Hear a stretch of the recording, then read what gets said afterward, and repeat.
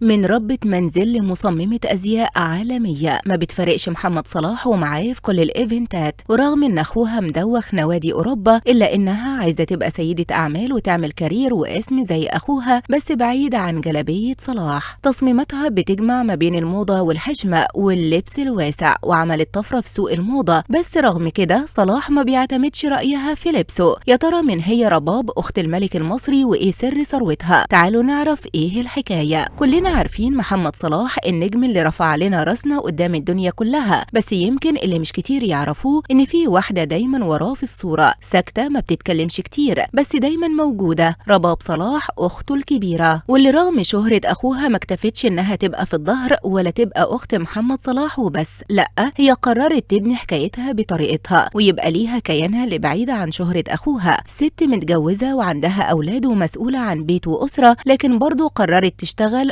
وتنجح وتسيب بصمتها في مجال صعب زي الموضة. رباب دخلت عالم تصميم الأزياء من أوسع أبوابه، ورباب ما استسهلتش الطريق وما جريتش ورا الترندات ولا الفساتين المفتوحة اللي بتلمع، بالعكس كانت شايفة فجوة في السوق وقررت تملاها بشطارتها، وركزت على لبس المحجبات، اللبس المحتشم الفضفاض اللي بيليق على البنت المحجبة وغير المحجبة، بس في نفس الوقت يكون شيك وعلى الموضة. الناس استغربت في الأول، بس لما شافوا شغلها بدأوا يتابعوها، وخصوصا حسابها على انستجرام اللي كبر وبقى عندها براند معروف بيتباع منه موديلات لبس مناسبة لكل بنت بتحب تكون محتشمة بس في نفس الوقت أنيقة. وعلى فكرة رباب مش بس مصممة لبس، دي كمان بتحب الميك اب بس بطريقتها، تحب المكياج الخفيف اللي بيبين ملامح الوش مش يخبيها. يعني في كل حاجة بتعملها بتحاول توازن ما بين البساطة والجمال، ما بين الموضة والراحة، بين اللي يليق وما بين اللي يرضي ربنا. ولما اتسألت في حوار معاها صلاح بياخد رأيك في لبسه، ردت ده كان زمان كنا بنتكلم عادي في اللبس زي اي اخ واخته، بس دلوقتي كل واحد في طريق، وهو بيشجعني من بعيد ويقول لي طول ما ده اللي بتحبيه كملي وانا دايما في ظهرك. رباب مش بتتاجر باسم اخوها وما بتلعبش على شهرة حد، هي من اول يوم قالت انا عايزه ابقى رباب مش مجرد اخت صلاح، وفعلا قدرت تعمل ده وقدرت تثبت نفسها في عالم مش سهل وسط منافسه ضخمه. وعلى قد ما هي فخوره باخوها ونجاحه، هي كمان فخوره بنجاحها اللي بنته بايديها وبدعم من عيلتها اللي واقفه في ظهرها، وعلى راسهم طبعا محمد صلاح. رباب حطت صورة مختلفة عن المحجبة، إنها مش لازم تبقى تقليدية ولا بعيدة عن الموضة، بالعكس ممكن تبقى قدوة ومصدر إلهام وفاشن ايكون بس على طريقتها. وفي وقت كتير بيقيسوا النجاح بعدد الفولورز أو الظهور في الإعلام، رباب اختارت تبني براند حقيقي وتشغل الناس بشغلها مش باسمها. قصة رباب مش بس قصة نجاح، ده قصة ست مصرية أصيلة قررت تشتغل وتثبت نفسها رغم كل المسؤوليات اللي على كتافها، ورغم ان عندها اختيارات سهلة كانت ممكن تريحها، بس هي اختارت الطريق اللي فيه مجهود وتعب علشان النجاح لما بيجي يكون بتاعها هي وبس. رباب صلاح مش مجرد اخت نجم، دي نجمة في مجالها بطريقتها واسلوبها وشغلها.